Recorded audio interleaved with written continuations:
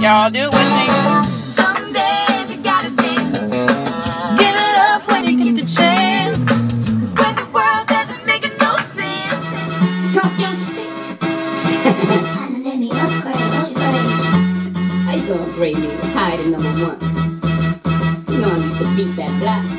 Now I bees the block. Let me upgrade. I hear you beat the block, but I'ma like to keep the streets on. Know this you the type that is having me. It's good. Bring me just a compliment to feel good. And then you come up with the feel good. Better yet, a hug to the lady feel good. I'ma let me upgrade. Let your arm up with K. Let me switch your text out of purple lane. Upgrade. Can I upgrade? Hey guys, it's a new day. Welcome back to my channel. If this is your first time, I am Susie Q. Thanks for stopping by. If you would like to stay up to date with what's going on in my little world, you can subscribe. Also, if you like this video, give it a thumbs up and feel free to share it with your homies. Today is one of those days I woke up and I was just in a really bad mood. This may be directly related to my dog, who is, I have a 1-year-old Havanese and a 5-month-old Havanese, and he all of a sudden has decided that he likes to wake up in the middle of the night several times like he's an infant. He and I, he's about to get locked in the utility room all night. Anyway, don't worry, no dogs were harmed in the making of this video. So sometimes you just have to basically take the attitude of, so what? So what? So your heart is broken, so you're irritated, so things are going like you want them to. So what? So what now? How do you move forward from that? Like, it's easy.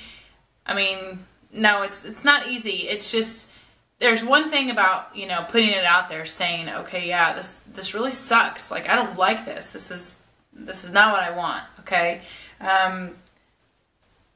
If that's where it stops, I mean, you know, congratulations, you're not miserable. So where do you go from there? You either refuse to deal with it, you react to it, or you respond to it. By refusing to deal with it, it just continues to fester and it kind of anchors you in your past. It keeps you from being able to cycle forward, to be able to make something good out of that, right? You just become this bitter, cynical person, and ultimately not someone that other people want to be around.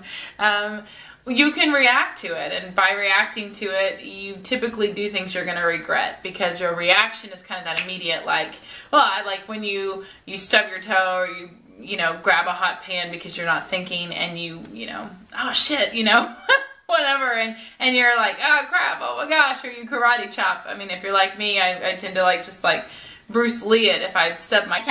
That piece of furniture is gonna pay. Somebody's got to pay. So, anyways, that's a reaction. Typically not something you're proud of later on because you haven't really thought through it. It's a reaction out of pain. It's a reaction out of hurt, out of surprise, whatever it may be.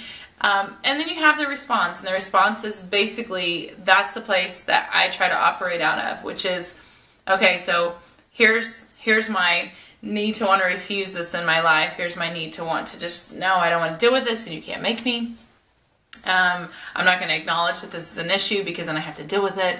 I take that, and then I go into that phase of that reaction, you know, like being angry, being hurt, being sad, being confused, being frustrated, you know, whatever it may be.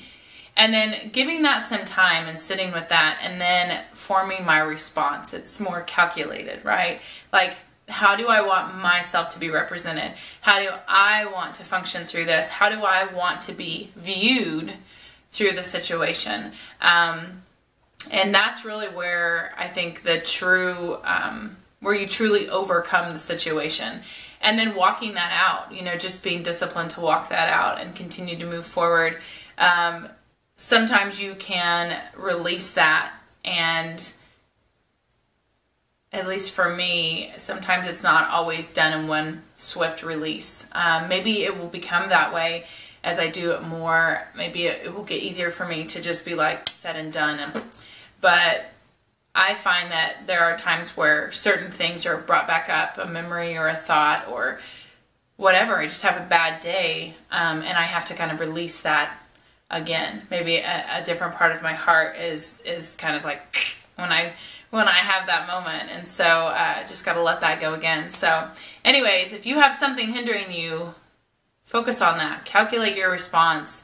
Think about how you want that to be affected, how you want yourself to be affected by that, because ultimately, really, you do have the choice. You can't change how people treat you or what they say or what they do, but you do have a choice with what you do with that. Do you stay in that situation that's unhealthy? Do you remove yourself from that situation? Do you stay in a thought process that's unhealthy, or do you let that person go? You grieve and you move forward, you know, that job, that, you know, partnership, whatever it may be. We all have those things in our lives, throughout our lives, little stories that we can share. So yeah, anyway, I hope this was an encouragement to you. That those are the reasons I'm here. I'm just living life, and I'm hoping that through my mistakes and through my challenges and my struggles and my triumphs, that I hope to encourage all of you, or at least entertain you. One of these days, I'm going to write a book, and it's going to be like a dark comedy. Like, I will unfold stories as time progresses of what makes me me, and I'm sure it's, you know, will entertain you. So anyways, I hope you're doing great, and just enjoy this day, make the best of it. I love you guys. Mwah! I am scared to death of sharks and alligators and crocodiles, which I guess is a good reason that I live in Oklahoma, because we're kind of landlocked, so we don't really have those things. Although, I did see a Shark Week once that was saying that there are certain sharks, like bull sharks, that have acclimated to fresh water and can actually swim their way into, you know, lakes and stuff, which we do have those. So great. I don't like swimming in water or being in water that I can't see what's around me. Big bodies of water freak me out. Like, if I'm watching a movie, oh my gosh, like The Bachelor, when they get on these yachts and then they're out in the middle of nowhere, and then they're just lying freaking down, jump off the side of the boat into the water. I like about to have a panic attack. I'm like, you know what's in there? Like, there are all kinds of things in there bigger than you, and you're just jumping in their environment like you know what you're doing, not even paying attention. That, no. I did face this fear, though, because last September I went to Pensacola, and went parasailing.